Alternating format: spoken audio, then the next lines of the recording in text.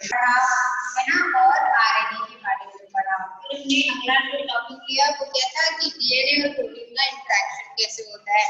Then after अगला जो है हमारा टॉपिक वो है कि डीएनए की पैकेजिंग कैसे होती है। भाई डीएनए बहुत बड़ा है ना, और बहुत बड़े डीएनए को कवर अप करने के लिए, यानी कि कितना बड़ा है उसका अंदाजा कॉमन इंग्लिश में कर लो तो क्योंकि डीएनए की रिपेयर पढ़ ली हमने, है ना, डीएनए में क्षति डैमेज कैसे होता है वो भी पढ़ लिया। अब क्या पढ़ना है, डीएनए डैमेज रिपेयर सब पढ़ने के बाद कि डीएनए की पैकिंग कैसे होती है। इतने कैसे छोटी सी कोशिका के अंदर इतना बड़ा डीएनए होता है। अगर हम प्रैक्टिकल्स की बात करें तो देखो कल एक वर्ड आया था ना, सी वैल्यू पैराडॉक्स पूरा कहते हैं, क्वेश्चन था। तो सी वैल्यू का मतलब क्या होता है, हैप्लॉइड सेट। हैप्लॉइड सेट का मतलब क्या है, जैसे कोशिकाओं की संख्या टोटल कितनी है, मनुष्य के अंदर एक कोशिका में 46 है ना, तो 46 में से आधा हैप्लॉइड, ये अगुणित, हैप्लॉइड मतलब अगुणित, हमेशा आधा हो कोशिकाओं की कुल संख्या का, ये कोई जरूरी नहीं होता। क्यों, अगुणित में क्या है, जैसे मान लो कि ऑर्गेनिज्म एक म्यूल होता है, 63 गुणसूत्र हैं, ठीक। अब 63 में जोड़े तो बनने से आप क्या उसको आधा नहीं कह सकते हो ना, फिर आप कैसे कहोगे, ये स्थिति है उसकी, मान लो। अब इस स्थिति में क्या करोगे आप, ये वाला सेट लोगे ना गुणसूत्रों का, तो ये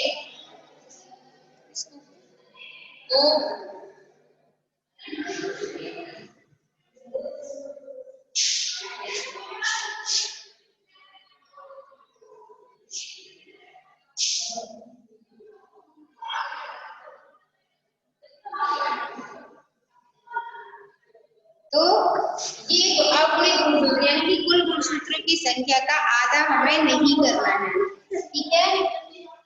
अच्छा बॉयज, अब आ रही क्लियर है ना। तो ये सब गुणसूत्र जो भी है ना वो कितने हो गए, टोटल का आधा करेंगे उसे अगुणित कहते हैं, हैप्लॉइड कहते हैं। ऐसा नहीं है, अगुणित का मतलब है अयुग्मित, जिसमें युग्मन नहीं हो रहा है। जैसे खच्चर होता है म्यूल, उसके अंदर 63 गुणसूत्र है, तो 63 में से एक जगह 0 यानी कि कोई गुणसूत्र नहीं है, एक है। तो अगुणित का मतलब है जिनका जोड़ा नहीं बना, है ना, हमेशा जोड़े का आधा हो वही अगुणित नहीं होता है, ठीक है। तो अगुणित गुणसूत्रों का पूरा एक सेट बन गया, है ना। गुणसूत्रों के सेट के अंदर, यानी कि मनुष्य की बात करें तो 46 गुणसूत्रों में से अगुणित कितने रह गए, मतलब जो गुणित नहीं हुए, जो डबलिंग नहीं हुई, सही रहेगा ना। और उन 23 गुणसूत्रों के अंदर जितना भी डीएनए है, हर क्रोमोसोम यानी कि हर एक गुणसूत्र के अंदर जो डीएनए है उसको क्या करना पड़ेगा हमको, अगर हम बाहर निकाल के देखें तो पूरी दुनिया ढक जाएगी, इतना बड़ा डीएनए होता है। या अगर हम दूसरा एक एक्सपेरिमेंट प्लांट में लेकर लैबोरेटरी में करवाया जाता है, बीएससी में अगर पढ़े होंगे तो शायद में भी किया होगा आपने, कि एक्सट्रैक्शन निकाला जाता है ना, पपाया में से या फिर स्पिनच, यानी कि स्पिनच मतलब पालक, या फिर पपीते के 10 टुकड़ों में से लगभग 10-8 टुकड़े लिए जाते हैं और उनका एक्सपेरिमेंट किया जाता है, और उसमें से जो डीएनए निकलता है, आप डीएनए को देखोगे तो वो पूरा आपका जो यार्ड है, एक अच्छा खासा कमरा, जैसे अपने क्लासरूम वगैरह का जो एरिया है वो पूरा ढक जाएगा, पूरा कवर हो जाएगा, इतना डीएनए निकल के बाहर आ जाएगा, ठीक है। तो इतना बड़ा डीएनए एक छोटी सी सेल के अंदर, है ना, क्योंकि ह्यूमन की बात करें तो यूकैरियोटिक सेल है, और वैसे बात करें तो बहुत सारी प्रोकैरियोटिक सेल्स भी होती हैं, तो उनके अंदर इतना बड़ा डीएनए कैसे मर्ज हो जाता है, ठीक है। उसकी पैकेजिंग की पूरी स्टडी आज हमको करनी है, तो उसके लिए एक मॉडल दिया गया था। वैसे तो और भी कई तरीके बताए गए, लेकिन सबसे परफेक्ट जो माना गया, जो सबसे बेस्ट रहा वो था सोलेनॉइड मॉडल, ठीक है। यानी कि डीएनए की पैकेजिंग के लिए सोलेनॉइड कहिए या उसे कहा जाता है सोलेनॉइड के अलावा न्यूक्लियोसोम मॉडल, ठीक है। सोम मतलब SOME, सम नहीं पढ़ा जाता है, जैसे राइबोसोम को सोम नहीं पढ़ा जाता, वैसे ही यहाँ भी नहीं पढ़ा जाता। तो न्यूक्लियोसोम मतलब होता है पार्टिकल या कण, ठीक है। तो न्यूक्लियो मतलब न्यूक्लियस के अंदर एक स्पेशल कंडीशन में डीएनए की पैकेजिंग होती है। सबसे पहले देखते हैं किसने की, ठीक है। तो साइंटिस्ट लगभग 1970 में कुछ वैज्ञानिक की पूरी टीम थी, एओलिन्स, डिओलिन्स एंड सीआरएफ ग्रुप, ठीक है। इन तीन साइंटिस्ट ने क्या किया, डीएनए का न्यूक्लियोसोलिडॉइड मॉडल जो है वो कंस्ट्रक्ट किया, वर्ल्ड को बताया। देखो भाई, अगर हम डीएनए की बात करें,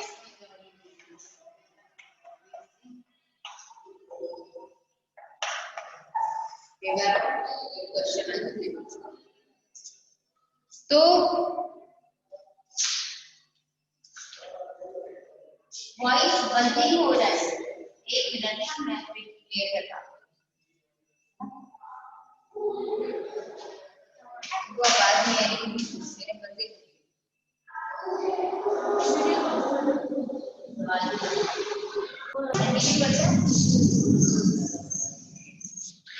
पैकिंग का, ठीक है।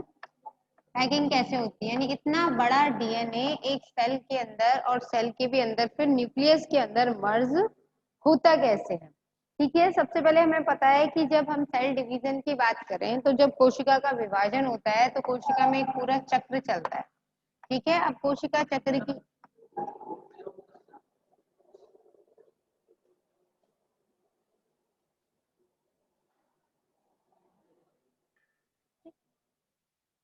इसको जरा फिक्स कर देना फिर गिर जाएगी। वन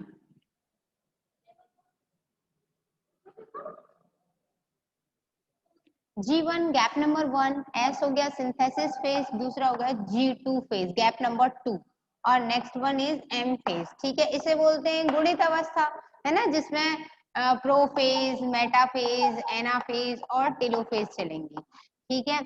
लेकिन गैप नंबर 1 में क्या होगा, आरएनए बनेगा और प्रोटीन बनेगी, बची हुई प्रोटीन यहाँ बनती है, लेकिन यहाँ क्या होगा, सिंथेसिस इसीलिए बोलते हैं क्योंकि डीएनए का प्रतिकृतिकरण यहाँ होगा। तो ये G1S और G2 को क्या बोला जाता है, अंतरावस्था आई, ठीक है। इंटरफेज, इंटरफेज में क्या होता है, केंद्रक में डीएनए जो है वो लंबे प्रोटीन से जुड़े हुए होते हैं। देखो भाई, एक बात हमें समझने की जरूरत है कि ये तो हो गया कोशिका, कोशिका के अंदर ये हो गई केंद्रक, और केंद्रक के अंदर जो डीएनए है, डीएनए के चारों तरफ क्रोमेटिन प्रोटीन होती है। तो इस अकेले को क्या, जहां पर डीएनए एक जगह पिचक जाए, कॉन्स्ट्रिक्ट हो जाए, यानी संकीर्ण हो जाए, उस जगह को क्या बोलते हैं, जहां पर प्राथमिक संकीर्णन, और प्राथमिक संकीर्णन को क्या कहते हैं, सेंट्रोमियर, ठीक। उसके बाद इसकी बात करें, एक क्रोमेटिड बोला जाता है, इसी का दूसरा हिस्सा ऐसे ही और आएगा, उसको पूरा का पूरा ये गुणसूत्र इस तरीके से बन गया। अब बात ये है कि डीएनए की पैकिंग में कुछ प्रोटीन हिस्सा लेती हैं और कोशिका की सभी प्रोटीन हिस्सा नहीं लेती हैं।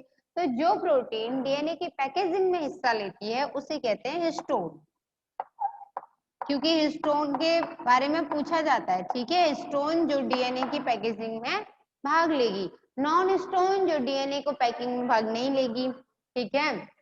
उसके बाद हिस्टोन प्रोटीन के बाद फिर आगे जो है हम पढ़ेंगे कि हिस्टोन प्रोटीन के कौन कौन से पार्ट्स होते हैं जो डीएनए की पैकेजिंग में पार्टिसिपेट करेंगे, भाग लेंगे। देखो, H1 प्रोटीन, H2A, H2 के दो भाग होते हैं, H2A और H2B, ठीक। फिर उसके बाद होता है H3 और H4। ये प्रोटीन जो है वही डीएनए की पैकिंग में भाग लेती हैं, और डीएनए की पैकिंग इस तरीके से होती है कि उस मॉडल को वो कुछ देखने में ऐसा लगता है, बॉल जैसा, ठीक है। और चार और पीछे होंगे, अभी पूरा बनाएंगे, पहले इतना समझिए, ये कंडीशन है, यानी 1/3/4, यानी कि 1/3/4 हिस्सा जो है वो कॉइलिंग में इसको कवर करता है, कि इसको अंदर ये जो गोले दिखाई दे रहे हैं ना, ये तो हो गए हिस्टोन प्रोटीन है, और उसके बाहर जो है ये पैकिंग वो किसकी है, डीएनए की है। यानी कि कुल मिला के ऐसे समझिए कि आपने ना 4 बॉल आगे रखी, 4 पीछे, टोटल 8 बॉल का एक सेट है, उसके चारों तरफ आपने वायर से ऐसे कॉइलिंग कर दी, यानी कुंडलन कर दिया, वायर घुमा दिए, ठीक है। तो उस तरीके से डीएनए जो है वो पैक होता है। बेस्ट स्टडी के लिए आई फेज की एस फेज। ठीक, डीएनए एस फेज में क्या करेगा, रेप्लिकेशन करेगा। तो आई फेज मतलब इंटरफेज बेस्ट होती है, उसके किसी भी हिस्से में आप डीएनए की एनालिसिस कर सकते हो। ठीक है, तो अब बात करें न्यूक्लियोसोम मॉडल को ही पीएस पार्टिकल भी बोलते हैं, या न्यूक्लियोसोम मॉडल या न्यू बॉडी भी कहते हैं। ठीक है, तो पहले देखते हैं हम डीएनए पैकिंग की डिस्कवरी किसने की। ठीक है ना, तो डीएनए पैकिंग की बात करें तो सबसे पहले जो खोज थी, है ना, वो डीएनए की पैकिंग जो है वो किसके माध्यम से होती है, कैसे डीएनए पैक होगा, उसे कहते हैं सोलेनॉइड मॉडल है वो, सोलेनॉइड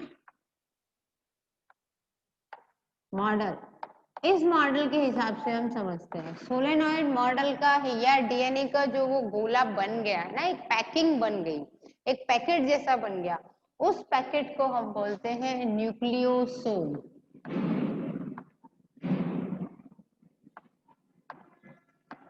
न्यूक्लियोसोम, या इस न्यूक्लियोसोम को ही बोल देते हैं पीएस पार्टिकल या पीएस कण। ठीक है, क्योंकि पैकेजिंग ऑफ सोलेनॉइड। अब खोजकर्ता की बात करें तो इसमें कुछ साइंटिस्ट थे, ऑलिंस वुडकॉक, तीन थे, ए ऑलिंस,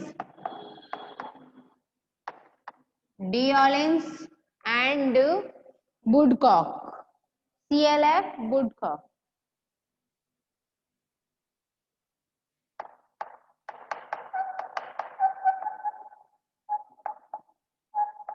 ठीक है, उनके नाम का।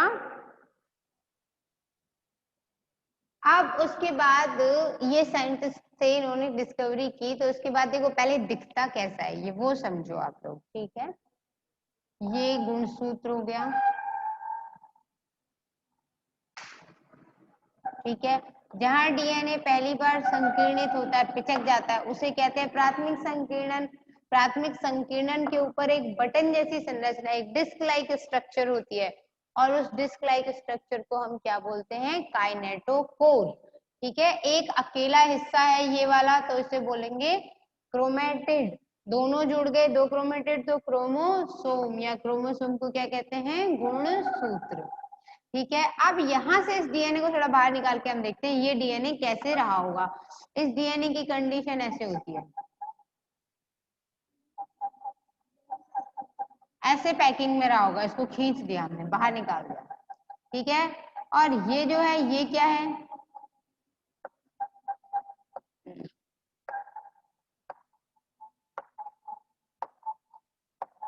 ये कंडीशन में दिखाई देगा आपको। ठीक, तो अब इसको थोड़ा आगे बढ़ाएं हम, तो इसकी स्थिति ये होती है डीएनए। ठीक है,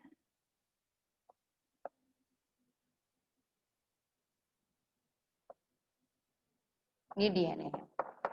अब ये डीएनए को आगे हम और देखें कि ये डीएनए कैसे घूम रहा है। ठीक है, तो ये डीएनए जो है वो किस पर, यहाँ बनाते हैं इसको, 8 प्रोटीन होती है, यानी 4 प्रकार की प्रोटीन है, जो हर एक के दो दो कण होंगे। ठीक है, दो दो पार्टिकल होंगे। तो इस स्थिति में ये बन गया H3, ये हो गया H4, ये हो गया H2A, ये हो गया H2B।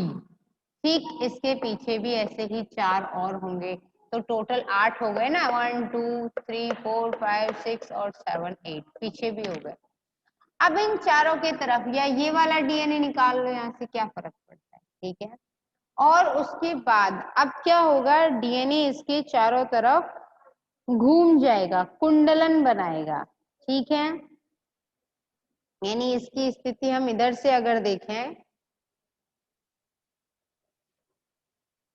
तो ऐसे है, यहाँ से ये प्रोटीन, ये डीएनए है ना, क्या है ये, डीएनए है।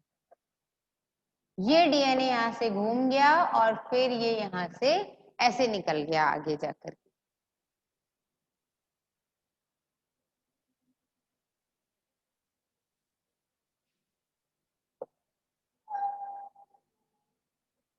ठीक है, ये पीछे से घूम के आया और फिर ये यहाँ से आगे निकल गया, ये डीएनए। ठीक है, तो ये समझ आया, एक चक्कर इस तरीके से लगाया, ये यहाँ से गया, यहाँ से आया और फिर, ठीक है, अब समझ आएगा आप लोगों को, ये नीचे की तरफ चला गया। ठीक, तो इस तरीके से जो डीएनए की पैकेजिंग हो रही है वो, ये तो क्या है, डीएनए, और ये क्या है, हिस्टोन प्रोटीन। ठीक है, और फिर इनको साधने के लिए, इनको कंट्रोल करने के लिए एक यहाँ प्रोटीन और होती है और उसे बोलते हैं H1 हिस्टोन प्रोटीन। देखो अभी तक आपने पढ़ा ना, H2A, H2B, H3, H4, ऐसे एक एक पार्टिकल पीछे और होगा, तो 8 तो ये हो गई। ये क्या बचा, H1 प्रोटीन। और इसके बाद ये आगे और चला जाएगा डीएनए, क्योंकि ये तो एक सोलेनॉइड मॉडल बना है ना। उसके बाद दूसरा जो है वो आगे क्या होगा इसमें, जैसे दूसरा आया तो उसकी भी कंडीशन यही होगी।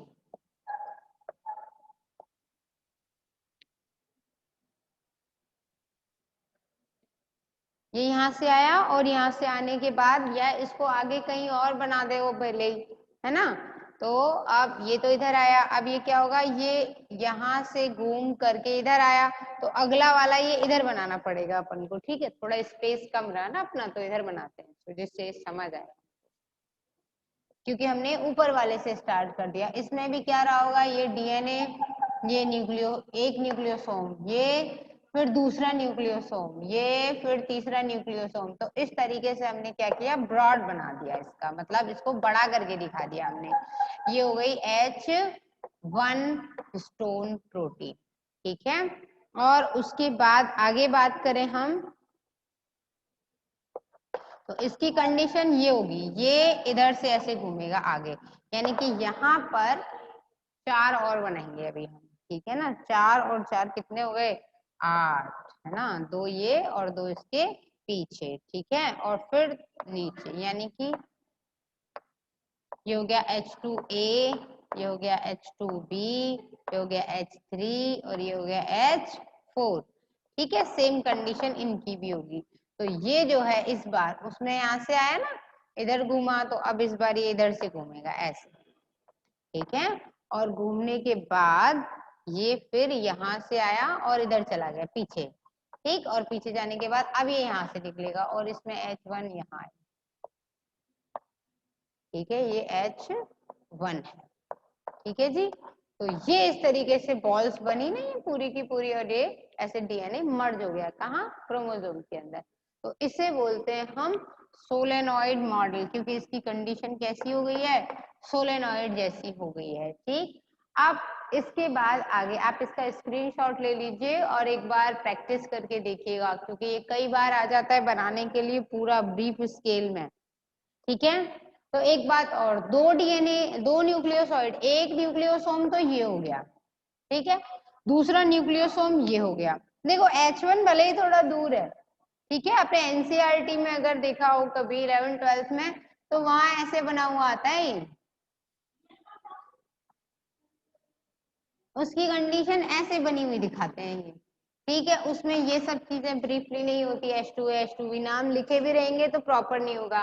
ठीक, तो ये आपने पढ़ा होगा शायद, ये यहाँ से आया और ऐसे घूम गया और फिर ये यहाँ से निकल के चला गया और ये हो गई। तो वहां पे H1 स्टोन जो आप जब छोटे होते हैं ना तो ऐसे दिखा देते हैं, वो थोड़ा बहुत ही बताया है उसमें। तो H1 यहाँ होती है और इसको पूरा एक गोला बना दिया, जबकि ये ऑक्टामर होता है, लिखा सब है उसमें एनसीईआरटी में, है ना, H2A, H2B, ठीक है, H3 और H4, ऐसे पीछे भी ऐसे ही होंगे, तो उसकी कंडीशन वहां पर ऐसे दिखाई गई है। जबकि ये मॉडल अब काम नहीं आएगा, अब आप बीएससी के स्टूडेंट बन चुके हो, अब आपको थोड़ा ब्रॉड इसको पढ़ना पड़ेगा और समझना पड़ेगा।